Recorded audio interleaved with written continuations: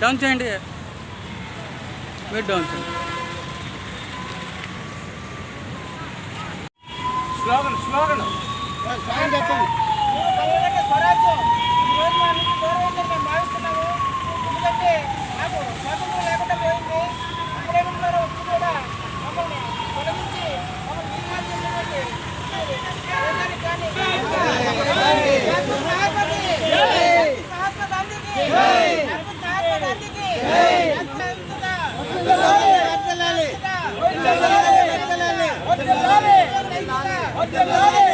ఇచ్చారు LIC of branch.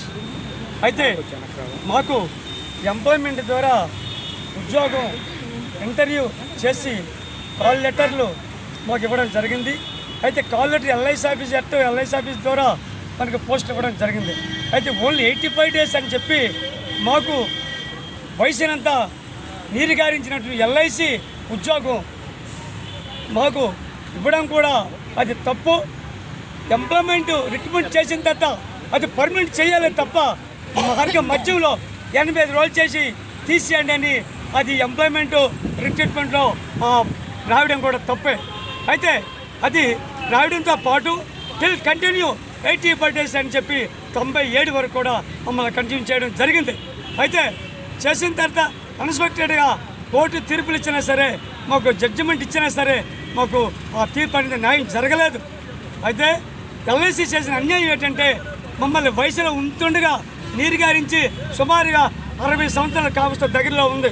అది ఎంతవరకు మా జీవితాలు ఏమవ్వాలి, మా కుటుంబం ఏమవ్వాలి, మా భార్య పిల్లలు ఏమవ్వాలి, రోడ్డు పడి ఇడిచినటువంటి నైతిక విలువలు కోల్పోయింది ఎల్ఐసి యాజమాన్యం. కాబట్టి దయించి మా యొక్క బాధను తెలుసుకొని ఖచ్చితంగా మేమే కాదు ఇక పైన ఎల్ఐసి మేనేజ్మెంటు రిక్రూట్మెంటు ఎంప్లాయ్మెంట్ చేసినట్లయితే వాళ్ళకు కూడా మేమేం బాధపడుతున్నామో అదే బాధపడుతుంది. దయించి ఎల్ఐసి యాజమాన్యం మాత్రం టెంపరీ సబ్స్టాఫ్లు కానీ అసిస్టెంట్లు కానీ ఎట్టి పరిస్థితులు తీసుకున్నట్లయితే మాలాగే బలైనట్టు చేస్తారు. కాబట్టి మరి సభాముఖంగా నేను తెలియజేస్తాను. వచ్చి నినాదాలు చేస్తూ మా బాధను వెలిపిస్తూ మాకు న్యాయం చేయ మహాత్మా గాంధీ అని స్వాతంత్ర్యం వచ్చినటువంటి 77 సంవత్సరాల దగ్గర అవుతుంది. ఇంతవరకు ఇదే స్వాతంత్ర్యం ఉన్నట్లయితే ఇంకా ఒక దిగజారుడి ప్రభుత్వం ఏర్పడి ఈ విధంగా ఎల్ఐసి యాజమాన్యం మాకు నిప్పులు చెరిపి మమ్మల్ని ఇబ్బంది పెట్టి మాకు ఎల్ఐసి టెంపరీ రిక్రూట్మెంట్ చేసి ఎట్టో బ్రాంచీలంటే తిప్పి మాకు నిజమైన ఎల్ఐసి కాదు ఇది ఖచ్చితంగా. ఎందుకంటే అదే మాకు నిజమైన యాజమాన్యం అయితే కొద్ది రోజులు చేసి మమ్మల్ని మానేసి రోడ్డు పాలు చేసి ఎదలరా మా వయసు ఎంత నీరు గారించినటువంటి ఎంత నేరము, ఎంత తప్పు, ఎంత అన్యాయం చేసినటువంటి యాజమాన్యానికి దిగి వచ్చి మా యొక్క వయసు నిర్ధారణ చేసి మాకు రావాల్సిన డిమాండ్స్ తప్పనిసరిగా మాకు ఇచ్చి తీరాలి. డబ్బులు భర్తలో చనిపోయిన వాళ్ళకి ఖచ్చితంగా మనకి న్యాయం చేసి వాళ్ళకి ఎక్స్గ్రేషన్ పెన్షన్ ఇచ్చేటట్టు మేము ఈరోజు ఎల్ఐసి వారికి ధర్నా నిరసన తెలియజేస్తూ జాతిపిత మహాత్మా గాంధీ గారికి కూడా ఒక వినతిపత్రం ఇవ్వడం జరిగింది.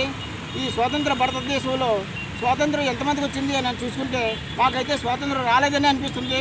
ఎందుకంటే ఎంప్లాయ్మెంట్ ద్వారా జాయిన్ అయ్యి ఉద్యోగంలోని తాత్కాలికంగా పనిచేసి డిసెంబర్ 27 1997లో మమ్మల్ని టెర్మినేట్ చేయడం జరిగింది.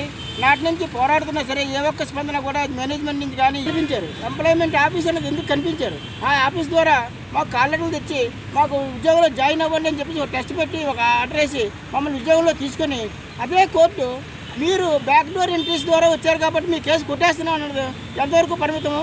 ఎందుకంటే ఒక డిఓని ఎంప్లాయ్మెంట్ ద్వారా వచ్చి ఉద్యోగం చేసి మమ్మల్ని బయట తోసి ఈ రోజు వరకు కూడా డైరెక్ట్గా ఎంప్లాయ్మెంట్ అంటే సిఫారసు ద్వారా వచ్చింది ఫ్రంట్ డోర్ ఎంట్రీ అని మేము ప్రశ్నిస్తున్నాం ఎల్ఐసి వారిని.